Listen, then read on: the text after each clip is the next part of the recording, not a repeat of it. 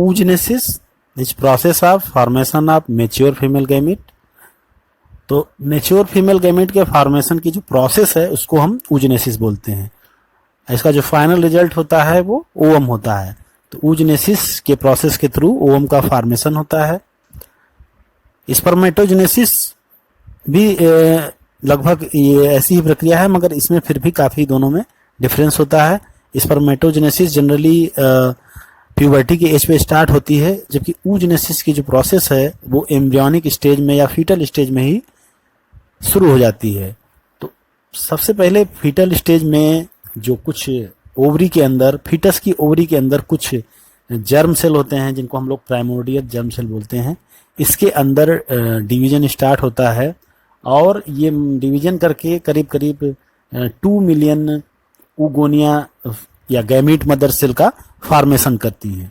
तो 2 million in each ovary, then total number will be 4 million. तो 4 million oogonia का formation fetal stage में ही हो चुका होता है, नियर अबाउट 20 to 25 वीक्स में ही।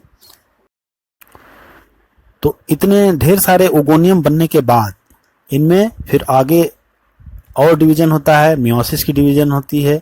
और ये मियोसिस पूरी तरह से कंप्लीट नहीं होता, प्रोफेज फर्स्ट में ही ये अरेस्ट हो जाता है। हालांकि ये टेम्पोररी अरेस्ट होता है, लेकिन इनमें नेक्स्ट जो है मियोसिस डिवीजन आगे फर्दर नहीं होता, रुक जाता है। और इस स्टेज में जो स्ट्रक्चर बनता है उसको हम लोग प्राइमरी oocyte बोलते हैं। धीरे धीरे ये प्राइमरी oocyte के चारों ओर एक सेल्स की लेयर बन जाती है, जिसको कि हम ग्रेनुलोसा सेल्स बोलते हैं। और अब ये जो स्ट्रक्चर होता है वो प्राइमरी फॉल्किल कहलाता है, यानी प्राइमरी oocyte सेल के चारों तरफ ग्रेनुलोसा सेल्स की एक लेयर बन जाती है, उनसे वो सराउंडेड हो जाता है। और अब इस स्ट्रक्चर को हम लोग प्राइमरी फॉल्किल बोलते हैं। तो अब ये जो फॉल्किल हैं इनका भी नंबर काफ़ी ज़्यादा होता है। और ये अब तक इस समय तक बर्थ हो चुका होता है फीटस का। तो बर्थ होने के बाद अब उसमें जितने भी फॉल्क्यूल हैं वो पूरी तरह से मैच्योर नहीं हो पाते हैं। प्यूबर्टी की एज आते आते करीब 60,000 to 80,000 प्राइमरी फॉल्क्यूल्स ही इसमें बच पाते हैं, बाकी जो है वो डिजनरेट हो जाते हैं। तो हमने देखा कि जो oogonia का फॉर्मेशन हुआ था उनका नंबर करीब 2 मिलियन इन ईच ओवरी था।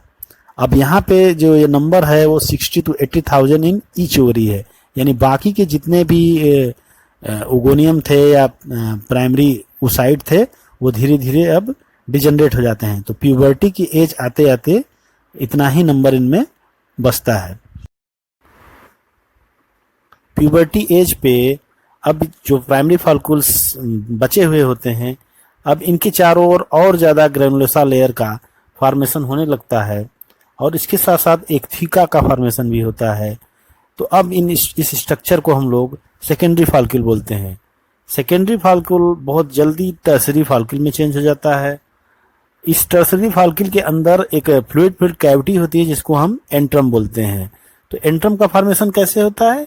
जो ये थीका लेयर होती है ये 2 लेयर में डिवाइडेड हो जाती है, इनर थीका इंटरना और आउटर थीका एक्सटर्ना। और इन दोनों के बीच में एक कैविटी का फॉर्मेशन होता है जिसको हम लोग एंट्रम बोलते हैं।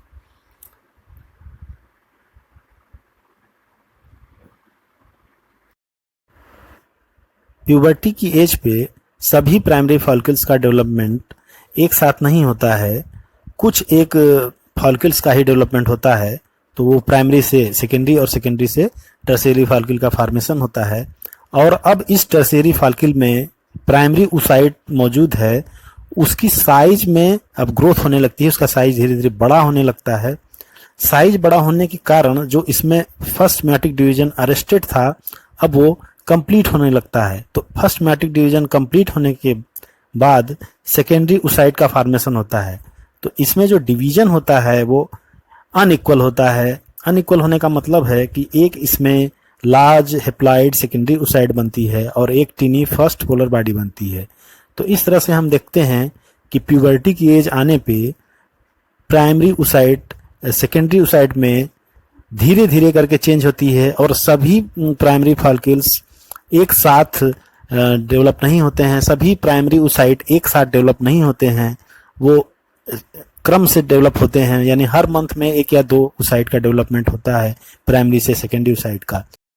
सेकेंडरी oocyte में प्राइमरी oocyte में मौजूद सारे न्यूट्रिएंट्स मौजूद रहते हैं, रिटेन रहते हैं, और साथ ही हम इधर देखते हैं कि ये जो टर्शियरी फॉलिकल है अब ये मैच्योर फॉलिकल या ग्रेफियन फॉलिकल में चेंज हो चुकी है।